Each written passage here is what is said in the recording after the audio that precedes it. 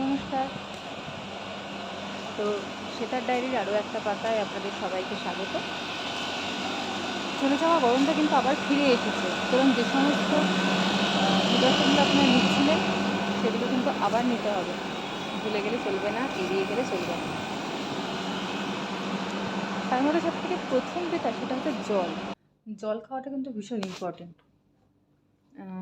আমরা যারা বাইরে কাজ করি, তো আমাদের তো সবসময় স্নান করা সম্ভব হয় না। স্নান করাও ভীষণ ইম্পর্টেন্ট।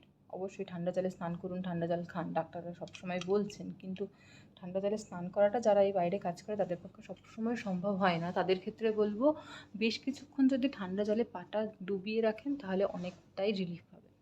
এবারে আসছে তেল মশলা জাতীয় খাবার। যতই গরম পড়ুক, যতই প্রিকশন নিই, আমরা কিন্তু সেই সন্ধ্যাবেলা বাইরে গিয়ে উল্টো পাল্টা তেল মশলা জাতীয় খাবার খাচ্ছি। সেই খাওয়াটা একটু এই সময়টা এড়িয়ে চলতে হবে। একটু ঠান্ডা পড়ুক, তারপরে আবার একটু একটু খাবেন। এটা এমনিই খাওয়া উচিত নয়, কিন্তু গরমকালে তো একদমই নয়। তেল মশলা জাতীয় খাবার, বিশেষ করে বেশি ভাজাভুজি বা খুব কষি রান্না যেটা বলি, এই সমস্ত রিচ রান্নাগুলো এই সময় এড়িয়ে চলতে হবে। রেড মিটটা একটু কম খাবেন, কারণ রেড মিটে ফ্যাট থাকে, সেটা আমাদের শরীরে হিট প্রোডাকশন করবে। যারা ক্যাফিন বা অ্যালকোহল সেবন করেন তাদের ক্ষেত্রে বলবো এই সময় এটা একটু এড়িয়ে চলুন, কারণ অ্যালকোহল কিন্তু আমাদের বডি টেম্পারেচার বাড়িয়ে দেয়। আচ্ছা, অনেকেরই কনফিউশন থাকে নুন খাবেন কি খাবেন না। নুন খেলে ব্লাড প্রেশার বাড়ে।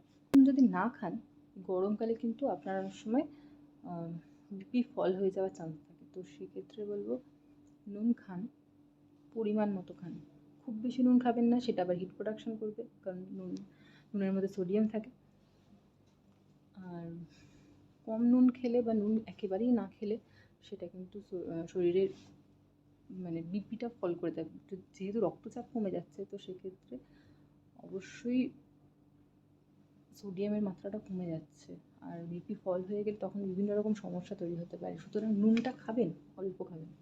আমাদের বডি টেম্পারেচার কমানোর জন্য বেশ কিছু যোগাসন আছে, এইগুলোর দ্বারা বডি টেম্পারেচার কিন্তু কমানো যেতে পারে। কী কী যোগাসন সেটা জানার জন্য আমাকে কমেন্ট করুন, আমি নেক্সট একটা ভিডিওতে নিশ্চয়ই বলবো। আপনারা যদি আমাকে উৎসাহ দেন, আমি তাহলে আপনাদের আরও নতুন নতুন এরকম ভিডিও উপহার দেবো, যেটা আপনাদের এই গরমে বা বিভিন্ন রকম পরিস্থিতিতে কাজে আসতে পারবে। ততক্ষণের জন্য থ্যাংক ইউ, টাটা। তো অনেকেই হয়তো ভাবছেন যে মেয়েটা আজকে হঠাৎ এত সিরিয়াস কেন হয়ে গেল। না, আসলে সিরিয়াস আমি হয়ে যাইনি, কিন্তু আজকে হঠাৎই এই গরমে আমাকে তো জেনারেলি বাইরে বেরোতে হয় না, অনেক সকালে ডিউটিতে আসি, আর যখন বিকেলবেলা বেরোই ততক্ষণে মানে মোটামুটি রোদটা কমে যায়। কিন্তু আজকে এই গরমে বেরিয়ে আমি বুঝতে পারলাম যে বাইরে সত্যি কতটা রোদ, আর এর মধ্যে আমরা সবাই কাজ করে চলেছি।